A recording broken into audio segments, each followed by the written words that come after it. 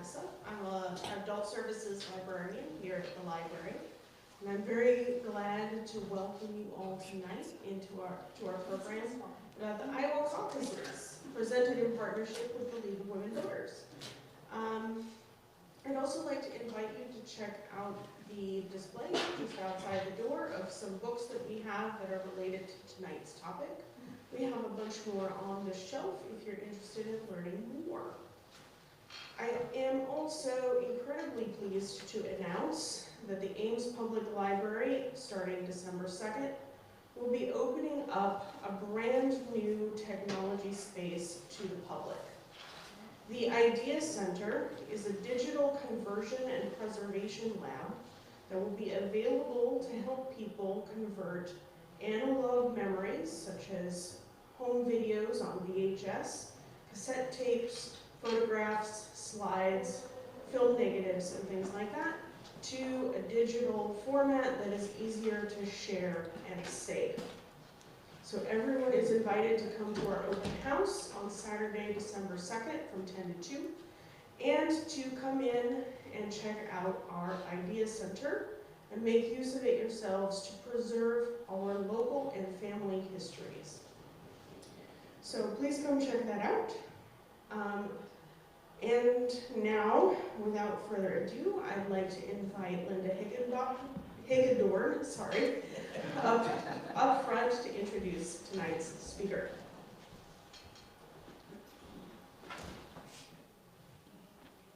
Okay, thank you.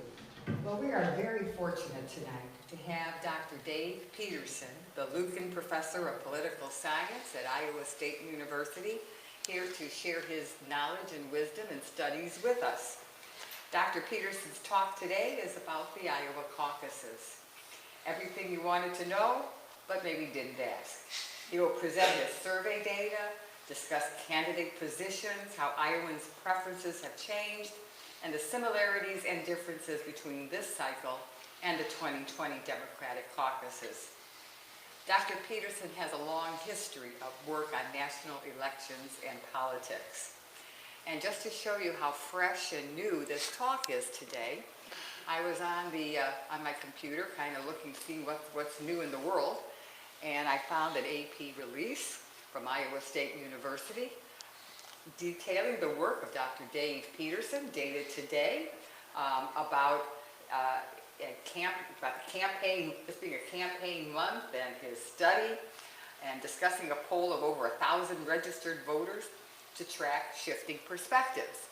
And so as I was coming in today, we both kind of met coming in at the sidewalk at the door of the library, and I said, "Are you going to share some of those results?" And he said yes. So this is so fresh. It just came out today. So without further ado, Dr. Peterson, we're very happy to have you. Well, thank you.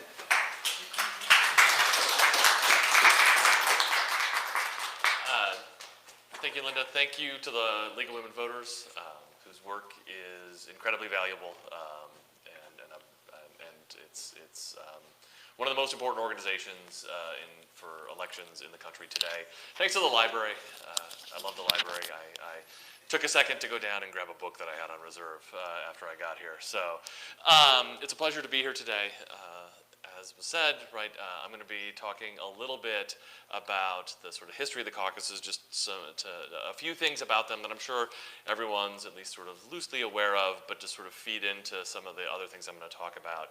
I'll talk a little bit about some of the survey data that I've been collecting on behalf of Iowa State, and then sort of what does that tell us about where things are in this cycle, and then try to put that in a little bit of historical context, both in terms of comparison to 2020, but also comparison to previous cycles to see how we're doing. Is my mic not on? I'm like, okay, no, the streaming one, you looked confused. So, yeah, let's see, let's get that going. Come on.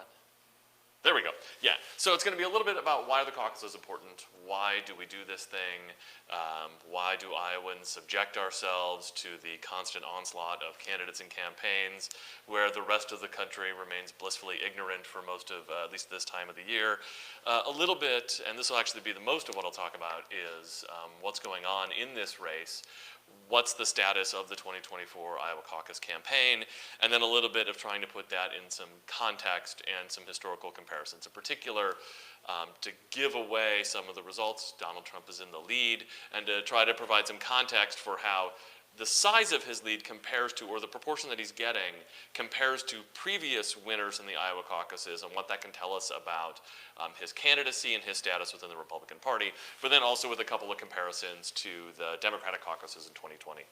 I should add that the survey data I'm going to talk about today is collected on a project I've been leading on behalf of Iowa State, partnering with a survey firm called Civiqs, which is a smaller firm, but it does sort of industry standards of how things are supposed to be done. It has a couple of interesting features that I'll talk about later. The work is being funded by the College of Liberal Arts and Sciences at Iowa State University, the Department of Political Science, and then the Lucan Professorship, which I'm fortunate enough to currently hold. So to give a little bit of background, right, we have to start with this idea of why are the caucuses such an important thing? What is it that makes this so relevant, that makes it interesting to come out on a lovely night to sort of hear about where we are? And the Iowa caucuses date back quite a long time, but their relevance really starts post-1968. So in the 1968 Democratic nomination, that was the nomination where Johnson early on announces he's not going to run for re-election, opening up the door for G. McCarthy, who the party did not much care for. Bobby Kennedy ends up getting in the race, looks like he's going to be the nominee, wins the California primary, and is assassinated the night of the California primary in June of 1968, at which point there are no candidates who've run for office, right? So imagine it's June of next year, and there are no candidates who've essentially run at all. That's the status of what the Democratic Party was in. The convention then eventually chose sitting Vice President Hubert Humphrey to be the nominee over the objections of lots of folks. It was a mess. It was literally a riot, and it led to a series of reforms that happened after that. The Republican Party and the Democratic Party worked together with what were known as the McGovern-Fraser reforms, the McGovern-Fraser Committee, that changed the system to open it up so the delegates to the convention would be chosen by voters. Because before that, the process was very closed at the convention level, which is how you could get Humphrey, someone who didn't run in a primary, be the nominee in 1968. That didn't make much of a difference in the 1972 cycle because people were just starting to figure it out. But the key moment for the Iowa caucuses is 1976, where a little-known governor from Georgia named Jimmy Carter realizes that the Iowa caucuses will be the first in the nation event. And we weren't in the first in a nation event for any good reason, frankly. It's because our system of selecting delegates that would go to the national convention was arcane and Byzantine. We start with precinct caucuses, and then we select delegates to the county convention, county caucus. Then we send people to the district convention, then on to the state convention to select the people to eventually go to the national convention. So it's this staggered multi-step system, which meant, working the calendar backwards, you had to go really early in this process. So it's not, we were not ordained by God to be first in the country. We didn't do so out of any strategic decision. It was the result of this caucus to convention system that selected our delegates that made us go first. So Carter, as he's running for president, right, realizes he doesn't have much name recognition, but believes he can be a frontrunner. He believes he can win. And so he campaigns hard in Iowa in 1976 with the realization of whoever wins in Iowa is going to get national press. They're going to get attention. They're going to get what eventually becomes momentum, right? The story on caucus night in Iowa is often, hopefully, who wins, and that then becomes the story going into New Hampshire and then the following states from that. So this is what catapults him into the White House. And the folklore of the 1976 campaign is that that's the key step that Carter does, which means that candidates learn from that. Right? They see Carter go from nothing to president of the United States and realize maybe that's the strategy we should use. So after 1976, essentially every real major candidate realizes they have to come to Iowa, that they have to make a good appearance in Iowa and a good performance in the Iowa caucus. They have to come here to meet regular Iowans, right? Yeah, they have to meet regular Iowans. To give you an idea, this is me with just about every candidate from the last 2 cycles. I made it my goal to get a selfie with every candidate running for president in 2020 and 2024. I didn't quite get everyone. I do not have a picture with former President Trump yet, but I've gotten just about every other major Republican and just about every Democrat. I didn't get one with Senator Sanders. He didn't do selfies last year, the one time I saw him in Ames. There might be a prize later if anyone can name every candidate too. So, but they're accessible, right? They come, they show up, they get the chance to meet. In the upper right corner, well, the very upper right corner is me with Joe Biden. But the one below that is me with Tim Ryan, who's a representative from Ohio. That was taken in this room, right? Because on a lovely Saturday in the summer of 2019, Tim Ryan came. And I thought, who is Tim Ryan? But I came and I met him, and I got to ask him a question. And right, this is what the candidates have to do, and they have to be vetted. So the candidates learned these lessons, and they learned that to be the nominee, right, you have to do well in Iowa, or to put it better, doing well in Iowa makes you more likely to be the nominee. We were the first caucus state. New Hampshire is the first primary state. Both states have protected their status as first in the nation. New Hampshire gets to claim to be first because they're a primary. I mean, they're really second in the nation, but they call themselves first and we let them. But they maintain their status as first in the nation because it brings in money to the state, because these candidates are here. They're renting office space for their staff. They're hiring people to work for them. They're getting their materials printed locally. They're catering events and hiring. I mean, there's a lot of economic activity that comes aside from these, but it also helps us politically. Candidates who want to be president need to be popular in Iowa. To be popular in Iowa, there's some things you have to do. Well, you have to support ethanol, for instance. And so basically any candidate who wants to be president has had to agree for the renewable fuel standards that include ethanol, right? Because that's necessary here. If they didn't do that, they'd be in trouble and they wouldn't be very successful. Iowa and New Hampshire both have state laws that require them to be first, right? New Hampshire has a state law that requires this. In this current cycle, the Democrats are moving things around. The Democrats aren't very interesting this cycle, so I'm not going to spend much time on that, but they're adjusting their calendar, and New Hampshire is still going to maintain their status as first in the nation, but they're not, the National Party is not going to award them delegates. They're not going to be really part of the system. Joe Biden's going to be the nominee, so this doesn't really matter this time, but in 2028, then the system is sort of up for grabs for that. What this has led to is that other states have also tried to move up. Right? Other states have tried to supplant Iowa and New Hampshire as first in the nation, or been to third or fourth, and so there's been shifting back and forth. This means that often the date of the Iowa caucuses aren't set until very late in the process, because every time a state moves up, Iowa has to move in front of it. So in 2008, for instance, the Iowa caucuses occurred on January 3rd. Which is the earliest date that they've occurred in the modern electoral cycle, but we maintain this process of being first. Now again, traditionally the Republican and Democratic parties cooperate on the timing of these things, but at this point they've broken apart and are going down different paths. Right. Part of the effect of the Iowa caucuses is that they are a moment where candidates get to update their strategy. Going first means we are the first time that there is real hard evidence about what voters want. Right? We have polling. I trust polling, otherwise I wouldn't be here.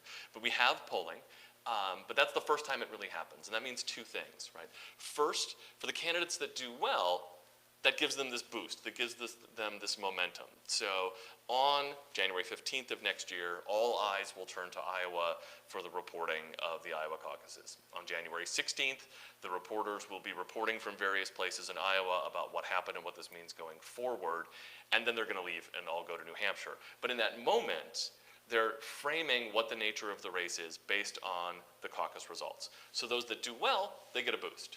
Right? That leads into New Hampshire.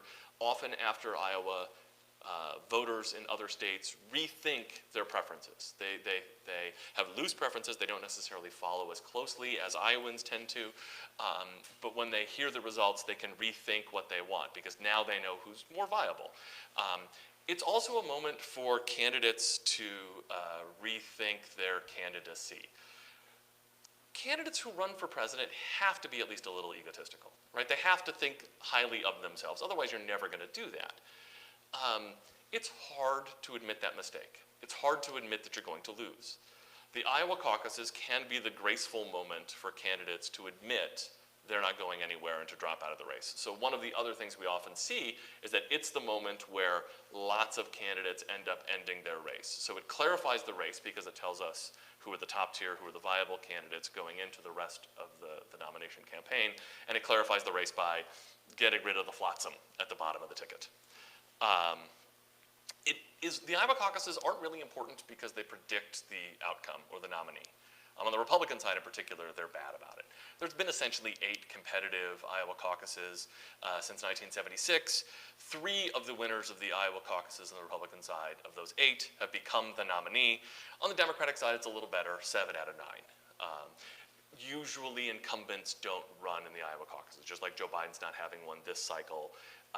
George H.W. Bush didn't in 1992, Ronald Reagan didn't in 84, George W. Bush didn't in 2004, which is why the numbers are different, right? Because there's different competitiveness between the parties. There have been often the candidates who end up being the nominee are first or second, right? So they do pretty well, but there are a few examples of in 1988, Michael Dukakis finished 3rd in the Iowa caucuses. This last cycle, Joe Biden was 4th. We think the Iowa Democrat, or at least the AP, hasn't actually still called the winner of the 2020 Iowa caucuses, but we know Biden was probably 4th. George H.W. Bush was 3rd famously in 1988, finishing behind Bob Dole and Pat Robertson, and John McCain in 2004 was 2008, excuse me, was 4th, right? So being first helps, being last is bad. Candidates can recover, however, right? So this is not a perfect predictor of what's going to come out. So why are they important this cycle? Again, on the Democrats, it's not at all important. I can talk more about what the Democrats are doing, but basically the Democrats aren't really going to hold caucuses, of meaningful caucuses. But on the Republican side, there's several questions that the Iowa caucuses might help us answer. Like, how far ahead is Trump, right? He's ahead. The next slide shows you by how much. He has a big lead. We'll know on caucus night exactly how big that lead is, right? How well is he doing overall? We'll get a sense of who will be second, right? There's a lot of discussion in the narrative about this race about who's second, who can anyone actually challenge him, and if so, who. The caucus night might tell us some of that, or the campaign at least is telling us a little bit of that. Again, this might tell us who else will withdraw on caucus night, though given the rate at which candidates are dropping right now, a lot of that may happen before then. And then sort of what is explaining the differences? What's explaining sort of the first and second? What's explaining the jockeying between the candidates? And I'll talk about each of these in a minute. So this was, I know the left-hand side is a little hard to read, and I apologize for that. It's hard to get the titles on there. But this is the data from this morning. It was released at 10:30 this morning. In our survey, we ask 3 questions. Well, we ask a bunch of questions. We've got 3 plotted here. Who's your first choice? Who's your second choice? Who else are you considering, right? So the red bar, the cyclone red, is who's your first choice. The gold is your second. The blue is considering. The top bar is Donald Trump, right? The number at the far right that you can't see is 60%. He's currently at about 54% in our poll, right? So he's got a majority of Republicans. It's hard to lose when you get a majority. He's very far ahead. Second is Ron DeSantis. Even if everybody who had Ron DeSantis as their first choice, second choice, or considering somehow signed up for DeSantis, that would still be behind the total number of people who were first choice for Donald Trump. So Donald Trump's got a pretty big lead. Third is Nikki Haley.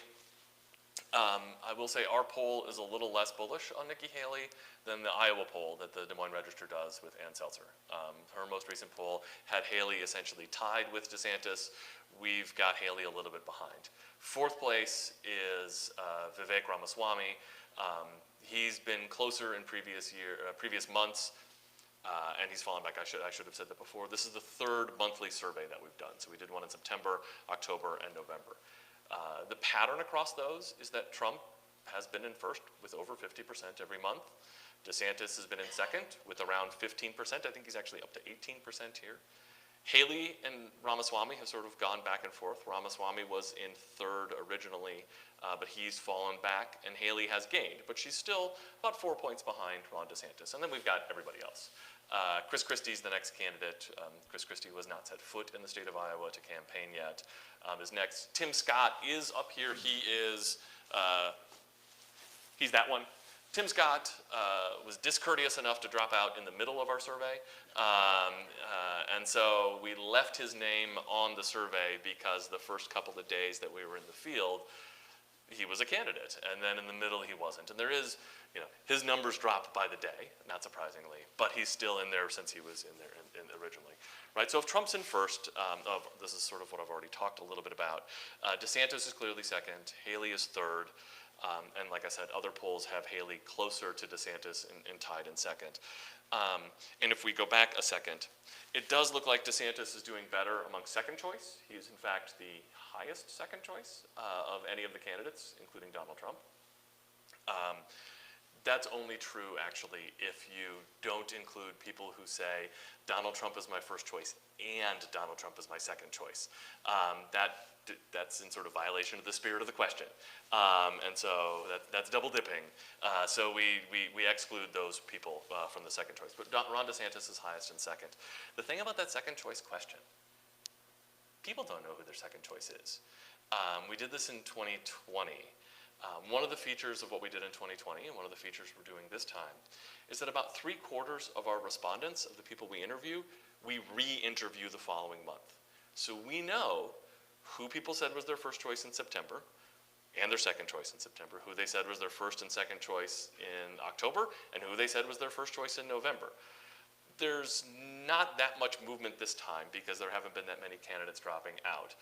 But basically for the candidates that have dropped out, the people who picked them as their first choice went to their second choice about half the time, only half the time, right? We would expect it to be more than that if this is real. And that's about the same number we had in 2000. So I don't put a lot of stock in these second choice questions because I think people know who they're supporting and then they know who they kind of like, but that kind of like isn't as strong as who they're actually supporting. I do want to talk a little bit about the candidate withdrawal because it's been a month of candidate withdrawal, right? So when I was getting these data yesterday and we were releasing them today, I expected there might be a shakeup in this race, that there might actually be some changes from a month ago to now because lots of candidates have dropped out. Some you may have never heard of. I don't know how many of you are familiar with Perry Johnson or Larry Elder. They were on the selfie screen there that I had, but they have both dropped out from the race. But people you may know, Senator Tim Scott, Vice President Mike Pence, have dropped out this month, and that might shake things up a little bit, right? Because we have fewer choices, and our choices are narrowing. The other thing that really changed this month was that our Governor Kim Reynolds endorsed Ron DeSantis.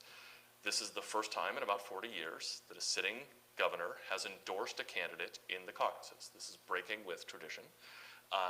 Kim Reynolds, I'll talk about this in a little bit more detail, but Kim Reynolds is popular amongst likely caucus goers, and this endorsement might matter. I'm getting a touch ahead of myself, but I'll come back to that. But we thought there might be some shakeup, and there really isn't. This has been remarkably stable. Right? All of the candidates, Haley's gone up a little, Ramaswamy's gone down a little, but otherwise all of these candidates are essentially flat over these 3 months. One of the other things we asked in our poll, so we asked those 3 questions, first choice, second choice, considering. The other question we always ask is, who do you not want to be the nominee? That's a fun question. You get some interesting answers. These are open-ended. People are typing in, because they're mostly on their phone, the actual answers. And there's some vitriol in some of these. I won't repeat them in the library, but there's some yeah, I know, but there's some interesting answers. But this is the plot of who's not wanted. The top bar is Chris Christie. Iowa Republicans hate Chris Christie. They are very unhappy with him. Some of it maybe he's not actually running in this state, but some of it also is Chris Christie's been the one most consistently criticizing former President Trump. And that doesn't play well with a lot of Republicans. Before this month, second place, not far behind Chris Christie, had always been Vice President Mike Pence. Iowan Republicans know who he is, and they know they don't want him. At one point, the ratio of people who said they do not want him who said Mike Pence is my first choice, was 30-1 in the poll, right? So Pence was not popular, and I couldn't figure out why he was running.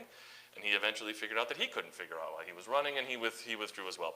So Chris Christie is the most not wanted candidate. Second is Donald Trump. So there's a chunk of the party, and this is caucus goers. This is not just all Iowans. This is caucus goers. There is a little less than 20% of the party that do not want Donald Trump to be the nominee. Third on that list is Nikki Haley. Nikki Haley has moved up in this do not want list. So as she's moving up in the positives, she's also moving up in the negatives as well. So people are starting to polarize a little bit on her. So really what we've got in this race is Donald Trump is the clear front runner. We have Ron DeSantis in second place, and we have Nikki Haley in third. What is explaining this, right? So what's going on to sort of understand why those three candidates have risen to the top, but also what separates the supporters of these candidates. So we've asked a lot of questions in these surveys. I'm working with a set of 4 undergraduates who are coming up with their own research questions out of this, and we're using some of the surveys to be able to let them explore what they're doing. So they're figuring out survey design, they're doing some data visualization, they're writing up the results as well. And we've asked a lot of these questions. And as we keep looking at different questions over and over and over again, it really looks like in the modern Republican Party in Iowa, there are 3 factions. The first faction are Trump loyalists. The second are what I'm going to refer to as Trump skeptics, and I'll tell you what that is in a second. And the third is Trump opposition, right? So there's really 3 distinct groups that are thinking about lots of things about politics in different ways. So in particular, some of the questions we asked is thoughts about January 6th, about the insurrection post-election. Questions about their thoughts about the 90-plus indictments that former President Trump is facing. The thoughts about the 2020 election and questions about the big lie. We had a survey going in the field in October that was supposed to go in the field right when the last government shutdown was supposed to happen, right? The action that led McCarthy to being ousted. We were about to go in the field expecting the government shutdown, so we had a question ready to go about who do you blame for the shutdown, and then at the last minute they messed it up and didn't shut down, so we had to go back and change it. Who would you have blamed? So we've got that question in there. We ask about the approval of the ousting of McCarthy then as well. We ask who did people support in the 2016 Republican caucuses. As a refresher, because you may not remember, Ted Cruz won those caucuses. Donald Trump finished second. So we asked these questions. The last one I wanted to put in, because it's a fun answer. If you ask Iowa Republicans who they supported in the 2016 caucuses, 70% report supporting Donald Trump. That's not true. They didn't. I'm thinking there's either some misunderstanding of the question, right? Because you're asking them to think about something 7 years ago, and it's who thinks about who they supported 7 years ago, right? Or they're misremembering. Let's use that verb to describe, or adjective, whatever the part of speech that is, to think about what they're doing, and they're overestimating their actual support for Trump, where we know more people supported Ted Cruz than Donald Trump in that cycle. But for each of these, there's essentially 3 groups of answers to these questions. Trump's actions are to blame. So for the indictments question, it's things like Trump committed crimes. He committed felonies. There's a set of answers that are Trump has done nothing wrong. In the indictments, Trump did nothing wrong. And then we've given people a middle category. Trump has done wrong, but it's not a crime. For the 2020 election, for instance, we asked people what were the results of the 2020 election. We gave them the choice of Joe Biden won in a fair election. We gave them the choice of Donald Trump won. And we gave them the choice of Joe Biden won, but there were some irregularities, right? These answers are sort of what are indicative of what's dividing the party. The one group says Trump has done no wrong.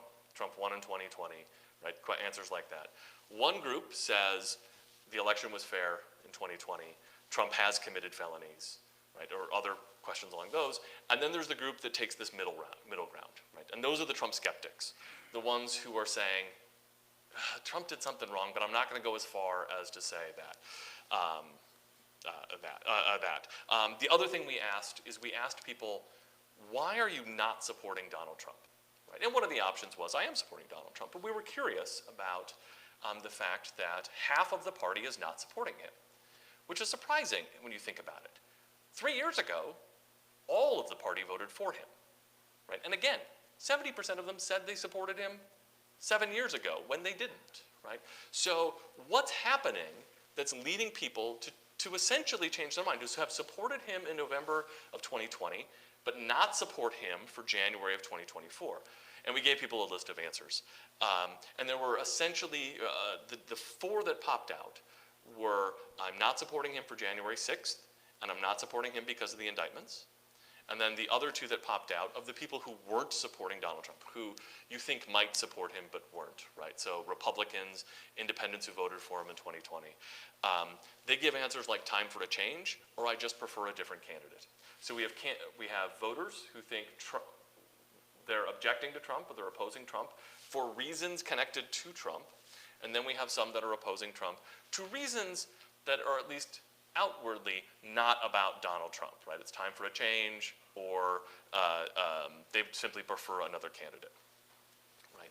So this is what's defining support here. This is what's defining who these candidates, or excuse me, who these voters are backing, and the relative balance of how they're doing, right?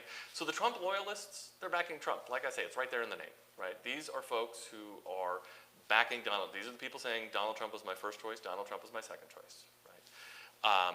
The skeptics largely back Ron DeSantis. He wins amongst this group. This is, again, the people who said Biden won, but there were irregularities, or Trump has done things wrong, but they're not crimes. That's DeSantis's voters. And then the Republicans who are saying 2020 was fair, who are saying Trump has committed felonies, they are coalescing around Nikki Haley. Chris Christie had some of the support early, but Chris Christie was never above like 4% in the poll. But it's Nikki Haley is drawing from that group. We see this in other things as well, but that's what the divide is right now. And that's why Trump is in first, DeSantis is in second, and Haley's in third. Because about half of the party, or at least half of the likely caucus goers, are these Trump loyalists. About 20% are these skeptics, and about 15% are these others. And then there's a smattering of other people around, right? But the reason why DeSantis is beating Haley is because he's drawing on the Trump skeptical, while Haley is drawing on the Trump opposed. This, I think, makes it a little tricky for them to coalesce, right? So the people who do not want Trump to be the nominee have the grand vision of the party unifying behind a candidate. I'm not sure how possible that is when they're pulling from very different groups of people who are saying different things about Donald Trump. That Trump skeptical, I'm not trying, if they're not going to DeSantis, I'm not sure they're just not going to go back to Trump, right? Because they've supported him in the past. So I've said a couple of times, and I'm actually going to skip the next one because it's a complicated slide and I'm going a little long. But the other thing I want to talk about is, the next thing I want to talk about is Governor Reynolds, right? So I said that one of the things that might be causing some differences or causing a shakeup is Governor Reynolds' endorsement of Ron DeSantis, which happened conveniently about a week before we went into the field. Again, this is unusual for Iowa governors, but we asked 3 questions of our respondents whose data came in yesterday. We asked, do you approve of the job Kim Reynolds is doing as governor? We asked, was it appropriate or inappropriate for Kim Reynolds to endorse, right, given that this is an unusual action? And then we asked, did it make you more or less likely to back Ron DeSantis? To start with, caucus goers like Kim Reynolds. She is a popular governor, at least amongst Republicans. 70% of caucus goers approve of the job she's doing, and only 18% disapprove. In that appropriateness question, they're evenly divided. So basically about 41% said that it was appropriate, and about 41% said it was inappropriate. So it's a mix on that, and then the rest were unsure, which is what the other option they were given. The third question is the interesting one. The third question is, did it help Ron DeSantis or did it hurt him? More respondents said it made them less likely to support Ron DeSantis than to make him more likely to respond. 22% said made them less likely to support Ron DeSantis, and only 13 said more likely. 63% said it didn't matter, right? So that was by far the biggest answer. So I spent some time today digging into this because I think this is the most sort of newsworthy result that we've got so far, because we're the first poll coming out since then. And we've got this interesting feature. Remember, we interview people multiple times. So we know who people backed in October, and then we know how they answered the question about Reynolds' endorsement in November. You won't be surprised, I don't think, that the people who say Kim Reynolds' endorsement made me more likely to back Ron DeSantis, backed Ron DeSantis in October, right? So this is cheerleading. The people who said Kim Reynolds' endorsement made me less likely to support Ron DeSantis were not supporting Ron DeSantis in October. They were supporting former President Trump. This is sour grapes, right? The answer to this question is, I think, almost entirely rationalization, which what it really means is Kim Reynolds' endorsement didn't do a thing. This didn't move the race in any way. In part, Kim Reynolds is popular. Donald Trump was more popular, at least for a lot of the people. So I want to end this last little bit about thinking about Trump's lead, right? He's at 50, he's a little over 50%. That sounds like a lot, right? He's 20, 25, 30 points ahead of Ron DeSantis. That sounds like a lot. Donald Trump will tell you it's a lot, right? He talks about these poll numbers all the time. But let's put that in context. How well is he actually doing? In terms of, for January, he's doing very well. Historically, how well is he doing? It's a little tricky because there's not a lot of polling for the Iowa caucuses going back very far. But we can look at the actual results. So in 1980, Jimmy Carter was running for re-election, competed in the Iowa caucuses against Ted Kennedy as the incumbent president. Jimmy Carter got 59% of the vote, or of the support in the Iowa caucuses in 1980. That's above what Trump is getting right now. And the Kennedy's challenge of Carter is heralded as one of the things that really hurt Carter's re-election efforts. Gerald Ford in 1976 was running as an incumbent, was being challenged by future President Ronald Reagan. He got 45% against Reagan. Again, Reagan's challenge of Ford is hailed as one of the real things that sort of hamstrung Ford going into the campaign. In 1992, George H.W. Bush did not compete in an Iowa caucus. The Republicans didn't hold one. But he did compete in the New Hampshire primary against Pat Buchanan. And he got 53% of the vote in the New Hampshire primary. And again, this was seen as a real threat, as a real damage done to the incumbent president. If we think of Donald Trump as sort of an incumbent, right? He was on the ballot 4 years ago. Lots of these people think he won. Shouldn't he be doing better than these incumbents that we remember historically as deeply, deeply damaged by rivals, right? He's at about the same level as them. We can also look at clear frontrunners. So George W. Bush in 2000 got about 41%, so Trump's doing better than that. But Al Gore in 2000 got 63% of the vote in the Iowa caucuses. So he's running 10 points behind Al Gore. Hillary Clinton got about 50% in 2016. It was a two-person race with Bernie Sanders, basically. So 50 wasn't great. Walter Mondale in 1980, campaign juggernaut Walter Mondale in 1984 got 49% of the vote. One of the things I'm wondering is Trump going to beat Mondale? And if, to campaign strategize for the Democrats for a minute, or for any of these others, right? If Trump gets worse than 49% of the Iowa caucuses, he did worse than Mondale would be the first thing out of my mouth, right? I'm a Minnesotan. I have a lot of affection for Walter Mondale, but as a campaign strategist, I just wouldn't let that go. All other winners ended up somewhere between about 25 and 37%. So he's doing better than a lot of the candidates. But when we think about what weight class is he in, right? He should be doing with these incumbents. He should be doing with these clear front runners. And he's usually actually a little bit behind that. So this idea of he's, dominating this race, I think is an exaggeration historically. Oh, right, that's something that I cut, sorry. So then the last thing to end with is what are the differences between 2020 in particular? So I've tried to put this in a little bit of historical context, but I have a lot more data about 2020 because we did these surveys in exactly the same style with the exact same survey firm asking the same questions in 2020. And we can start to see how is this different, right? What's going on here that's different from the Democratic cycle in 2020? And there's two main changes. One is just how fluid the race is, how much people are changing their minds, and then the other is a question about participation. So in 2020, people changed their minds a lot.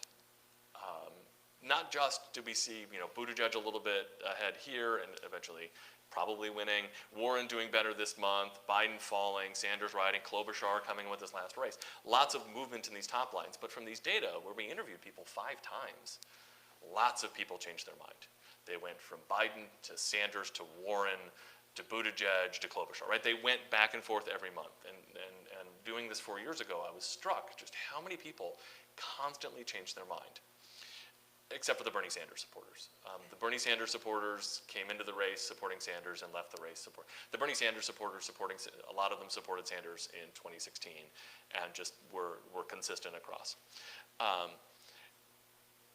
The Republicans aren't changing their mind. There are very few people changing their mind, and when we're re-interviewing these folks, often it's simply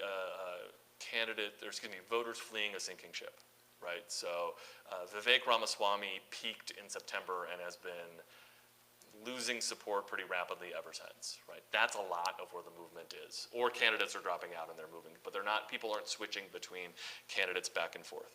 The other thing that's very different is, again, we asked this, who are you considering? And 4 years ago, Democratic voters were considering a lot more of the candidates, right? Republicans have made up their mind, is part of what's going on here, and the race looks kind of stuck. The other big thing is the differences in participation. Caucus participation is difficult to forecast, right? There's not a good way to do this, and so basically what we do is we just ask people and trust them. So the first question in our survey is, do you get a caucus? And we can see people who say they're definitely going to or probably going to, we count as likely caucus goers. One of the lessons from 2020 is that decision gets made early and it doesn't change. Iowans who go to the caucuses, period. Right? They're religious about going to the caucuses. That's who they are. People who don't go to the caucuses think those other people are a little weird, right? And they don't go no matter what, and there's not much that's going to change their mind. So we can look at the participation rate, the percentage of Republicans who say they're going to go in 24, and compare that to the Democrats in 2020. And we can look at independents who say they're going to go in 24, and compare that to independents in 2020. For both groups, participation's down about 10 points, right? Republican voters are less engaged, are thinking about this less, they're considering fewer candidates, and they're changing their mind less than the Democrats did 4 years ago, right? That's the stability. That's this sort of constant set of results that we're getting. So I've gone a touch long, sorry, but ultimately this is Trump's race to lose, right? I have no idea what it would take for Trump to not win the Iowa caucuses, right? But it doesn't really signal dominance in the party, right? This is not a historical lead, or not going to be an historical win, probably, right? If things hold up as the way they are right now. It's on par with a lot of front runners, but it's even behind some of the incumbents who've been challenged. But again, these divisions within the GOP are likely going to make it difficult for one candidate to coalesce and build a coalition to sort of effectively oppose Trump. And then again, this interest in the campaign is lagging what we had 4 years ago. So with that, I'll stop, and I will take your questions. And I don't know how the process is for questions for streaming. Is that? Or, They don't get to stream questions. they don't get, okay, for the audience. No extra questions. Got it, okay. Yeah, sir in the red. Okay, first, a brief comment and Yeah. then a question. The comment is, I have a background in statistics. Mhm. Let me encourage you to always quote the margin of error when you give a poll result. I'm sure you know that. Yes, 4.9%. Okay, thank you. You can't see it on the picture, it is down at the bottom, but yeah. The question is, for candidates who drop out and tracking their second choice, does any of that carry over to ranked choice balloting, or is it irrelevant? Probably not, right? So, because I think the psychology of decision making is different, right? So I think in ranked choice voting, voters know they have to have a second choice, right? And so you think about it more, right? I mean, people respond to incentives, they respond to what they're asked to. And if I tell you you have to rank these 5 people, you're eventually at least going to think about it. When some random person asks you a set of questions, or a random computer or an email, right, asks you a set of questions about these things, you have no reason to have a second choice, and so you haven't thought that through. Most people haven't thought that through clearly enough. So I think the ranked choice voting would produce a different set of results. Please repeat the question. Oh, sorry. Okay. Yes. Who were the people that were contacted in the poll, and how did you contact them? Sure. So for this poll, we contracted, again, like I said, with a survey firm called Civiqs. Civiqs has been around, the question is, who are the people in the survey and how did we contact them? So Civiqs is a commercial polling firm that does a mix of political and commercial work.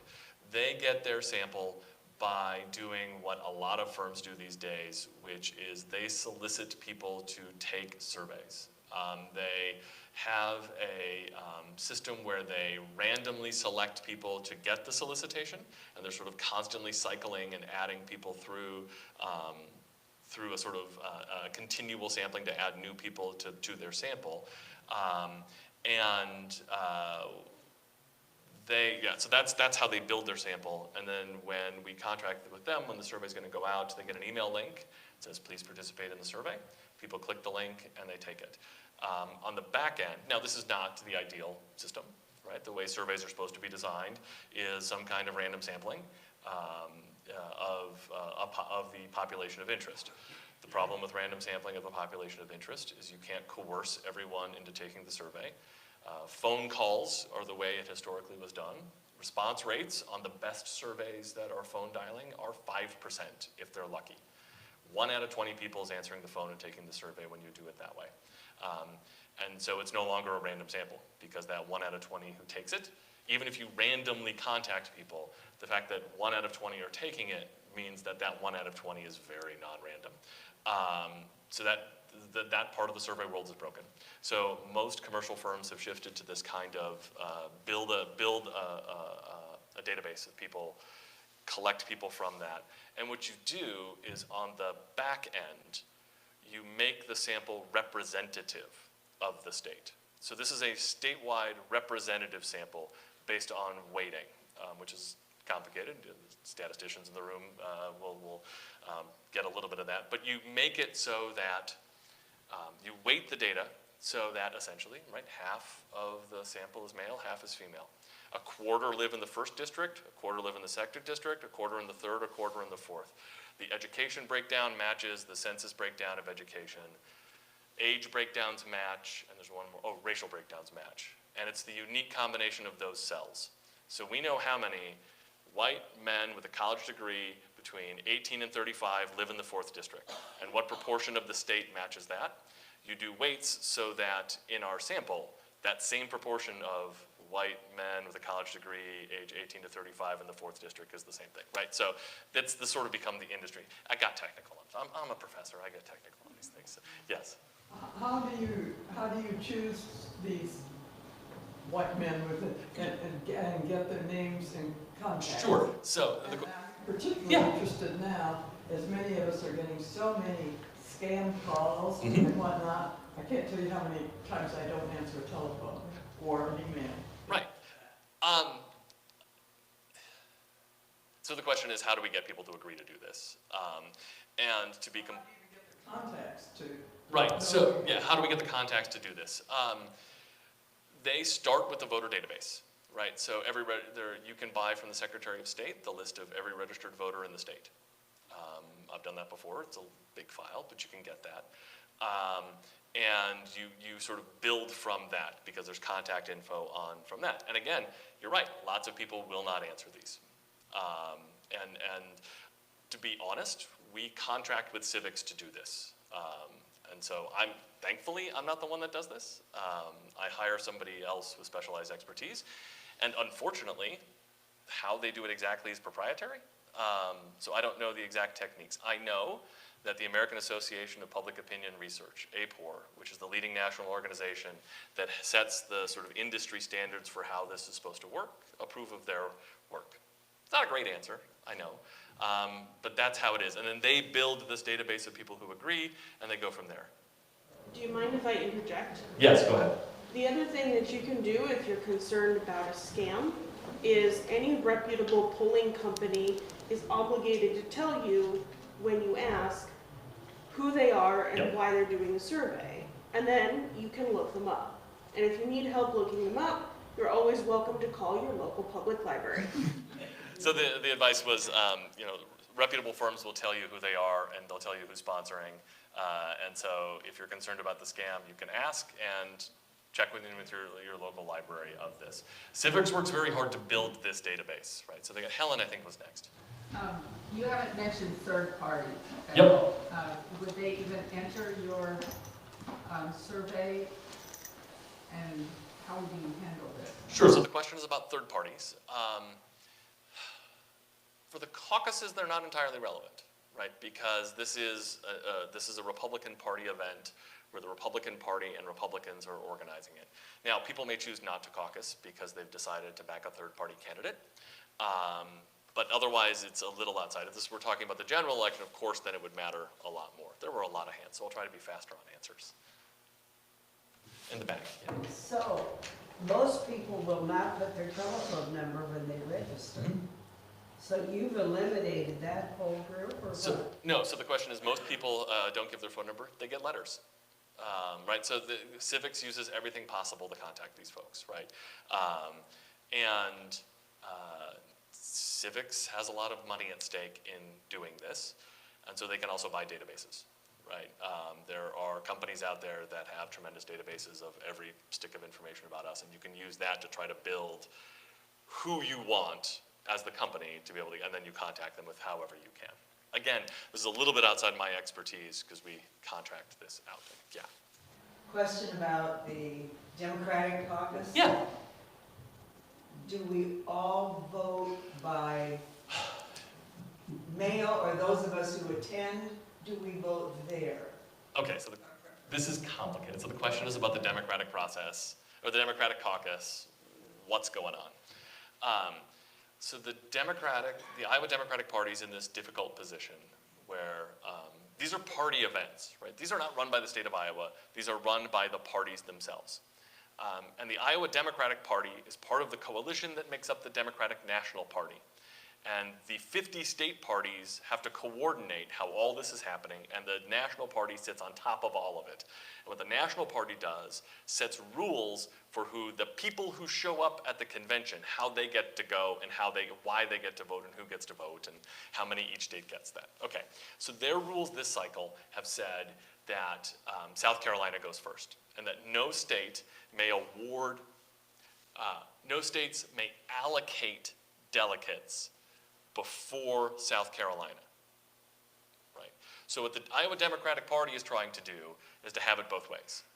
There will be an Iowa Democratic Party caucus on January 15th, the same day as the Republicans. That caucus will choose the people who will go on to the county level, and then the county will choose the people who go on to the state level, and the state level will choose the people who go to the national level. But what's different is that that will not bind who those people vote for to nominate for president. That's the allocation of delegates to particular candidates. We as the Iowa Democrats, right, I'm using we as an Iowan, can choose the people to go. We just can't bind their hands for who they have to support, right? So we can't connect to the actual nomination. So what the Iowa Democratic Party is going to do is later have a mail-in system where Iowa Democrats will get a ballot, they pick who they want, they mail that in, and then that vote will decide, of the people who we've already decided who are going, which candidate they will vote for at the party convention to be the nominee. It's a mess. If there was an actually competitive process in the Democratic Party right now, this would be a disaster. But they've been able to go through this system because it's not a competitive process right now. I think here and then in the back, yeah. I just had for information. It's Civiqs with a Q, right? Civiqs with a Q, yeah, the question is Civiqs with a Q. It's C-I-V-I-Q-S. Yep. I also take surveys through YouGov. Yep, YouGov is another company that does this. YouGov predates Civiqs. YouGov was one of the first to sort of move to this, build an online panel, and fix the problems of randomness / representativeness on the back end. Civiqs has had some people that have worked through YouGov, so yeah. So And the gentleman in the back. Isn't what the Democratic Party doing for the caucuses essentially a party-run primary? I mean, isn't it basically the textbook definition of a party-run primary? Yes. I'm not an Iowa Democratic Party official, so I can admit that. Yeah, I mean, it's going to be a primary. The problem is, if it's a primary, New Hampshire is legally bound to go before us, right? Because they've gotten around that. Yes, right. So the voting system will be in the spot that is after New Hampshire, so it doesn't trigger New Hampshire state law, and it's in compliance with the DNC rules. But yes, it will be a primary. They're calling it a caucus, so try it. But it's a primary. Yes, exactly. I lost track of it. Yeah. A couple of hypotheticals. Yeah. Number one is, what happens if Trump gets convicted? I mean, there's a good chance that's going to change a lot of minds if he even can vote. And so I think that has a lot of pressure here. And the second hypothetical is Biden. Yeah. If in fact, I mean, right now he says he's running. There's a lot of support, obviously. But I'm seeing, if you watch the polls, that seems to be lagging a bit. So there could possibly be additional folks challenging him, and that's going to, will that change the Democratic caucus? Yeah, so there's two hypotheticals there, right? What happens if Trump gets convicted, and what happens if there are more challengers to Biden? For the first one, I have no idea. I'm not a legal expert, but I don't think he's likely to be convicted in a criminal trial before the January 15th caucuses, right? So after that, all bets are off, right? If he's convicted, he can still run. We have had convicted felons run for president before. Several of them have run before. So there's precedent for that. None of them have won, right? But they've run. That probably will turn off a lot of voters, right? There's a lot of people not paying attention. There's a lot of people in America who don't believe that if Donald Trump is a convicted felon, he can be a candidate, right? At some level, it kind of makes sense that maybe if you're convicted of a felony, you shouldn't be president, but the Constitution doesn't prevent that, right? The Constitution sets the criteria for being president, and we can't set any more, right? So this is why being in prison, you can run. But yeah, I think that will change people's minds. I think if he is convicted, that'll upset the general election. I just don't think the timing is going to be likely to influence a lot of the campaign, the nomination campaign. So then the second question was the Democratic nomination, and will there be more challengers to Joe Biden, or will Joe Biden even run? I don't think there'll be more challengers at this point. It's already too late to file in New Hampshire, though New Hampshire's a rogue state in this going early, so it's not a big deal. I believe the date has passed for Nevada. Dates are coming up for other states, right? So it's getting literally too late to be on the ballot in several of these early states. If you come for the king, you better win, right? So if any Democrat comes at Joe Biden and loses, they're going to face some real career problems for that, right? So I think that's preventing a lot of them from running. Also, they don't want to be Pat Buchanan to George H.W. Bush or Ted Kennedy for Jimmy Carter. They don't want to be the one who's seen historically as responsible for costing them the election, right? So they don't want to weaken Joe Biden either. Now, if Biden were to choose not to run, or if something were to happen to Joe Biden where he couldn't run, again, I have no idea. It'll be chaos. Right? It'll be an absolute chaos, unlike anything we've seen since 1968. Michael? Remember that Biden will not be on the New Hampshire ballot. No. Because of the Right. rules. Biden's abiding by the rules and will not be on the New Hampshire ballot. Doesn't that open if Biden something were to happen where Biden is no longer the Yes. Yeah. That does open some possibilities in New Hampshire. So it might have to be a write-in. Right, that's the answer, right? So if Biden will not be on the New Hampshire ballot because New Hampshire is going rogue and therefore is outside of what the party wants, and Biden is abiding by what the party wants, so there's not an easy way to challenge him. It'll have to be a write-in. That's I think what would happen in a lot of these states, that if there's going to be a challenge to him, it would have to be a write-in challenge. Or if Biden were to drop out or something were to happen, we would get a mess of a write-in campaign with goodness knows how many candidates would run. Buckle up, I guess, would be my answer for what happens if that's the case. Unfortunately, our time is up, and so I want to thank everybody for coming tonight and hearing this very informative discussion and presentation. And Dr. Peterson, can you stay by for a couple of minutes in case people have additional questions? Absolutely. All right, so thank you very, very much.